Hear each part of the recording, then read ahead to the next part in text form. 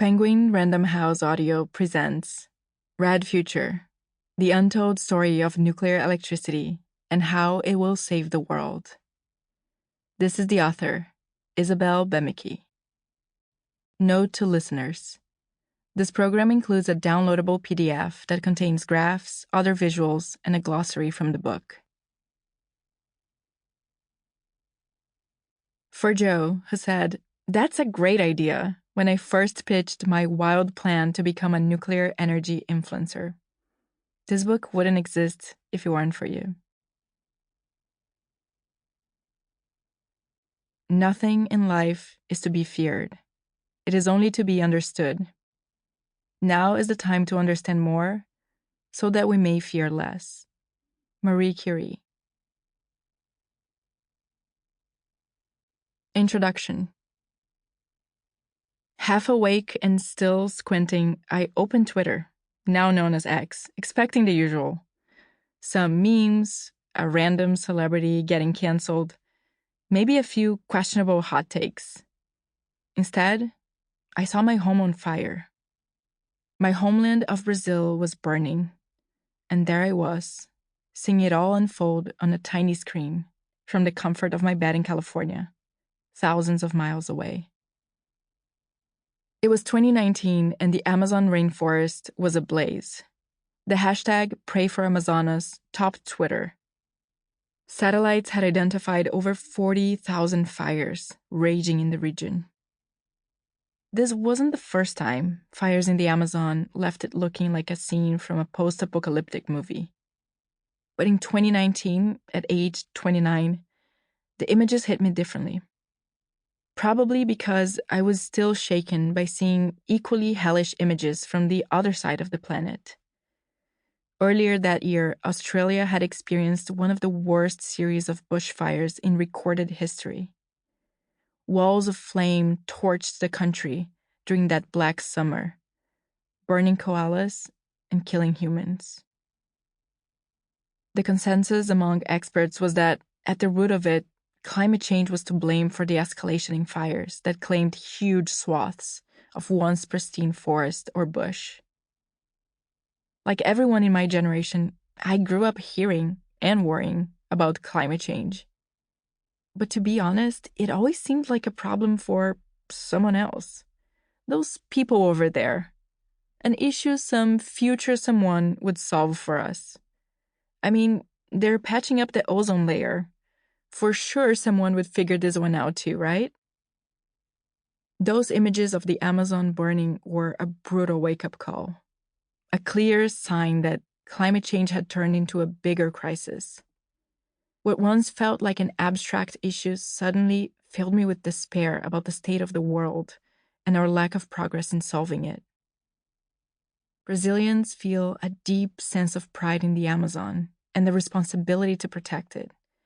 Beyond its unmatched biodiversity and its role as a home to indigenous communities, the forest is often called the lungs of the world. This massive breathing ecosystem absorbs CO2 and releases oxygen, helping to keep the planet in balance. It's true that tracing specific fires or hurricanes directly to climate change is basically impossible. In the Amazon, most fires are started by people illegally clearing land for agriculture, logging, or mining.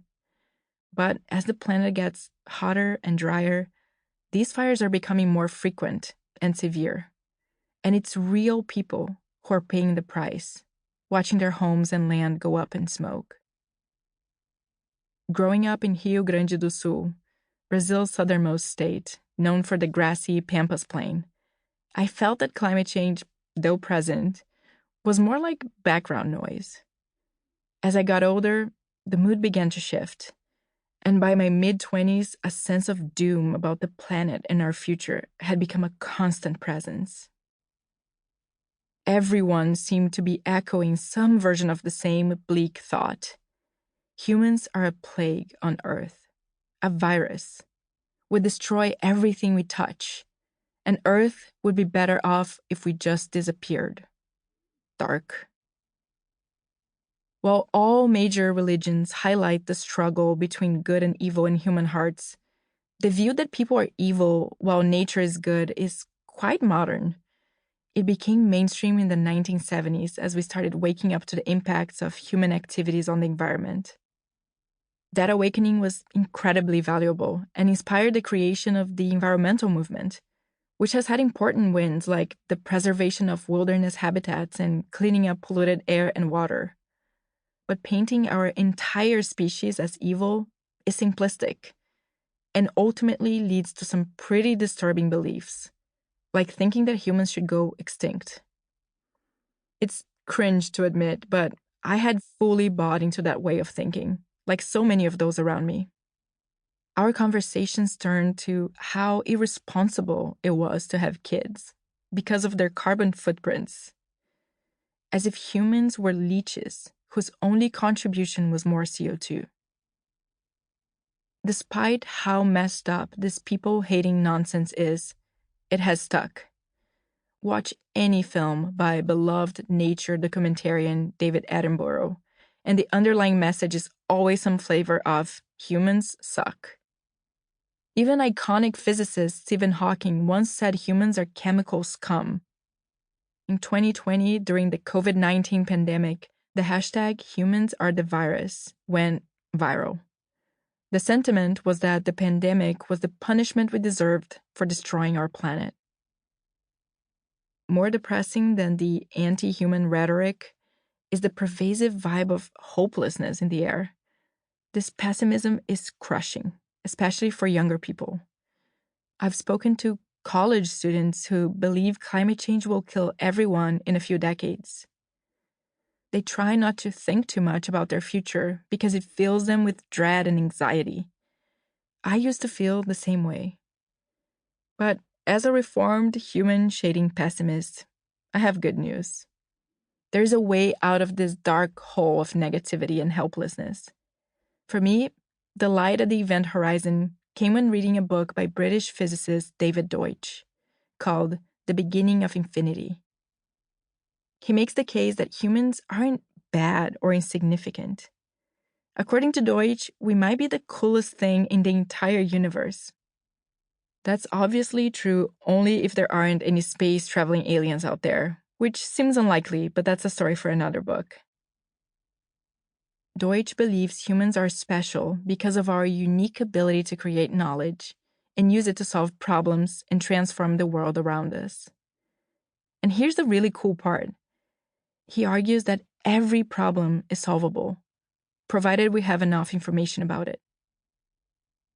Framing the universe as a box filled with problems that we can and get to solve has been a game changer for me. It meant I stopped freezing when facing the world's seemingly endless issues and started seeing them as opportunities instead. Suddenly, my despair was replaced by motivation. Empowered by this problem-solving mindset, I went from viewing climate change as an inescapable death sentence to just another very complex, but ultimately solvable problem.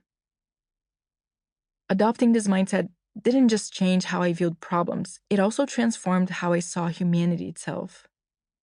I became shockingly aware of how our culture pushes the view of humans as destroyers of others, of peace, of nature. I prefer to see us as creators of love, of art, of knowledge, and of the future.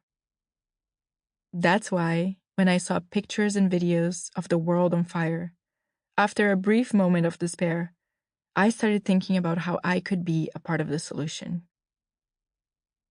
Looking back now, I know that sense of conviction seems sweet and even naive. How could I contribute to addressing one of the most challenging issues our civilization is facing?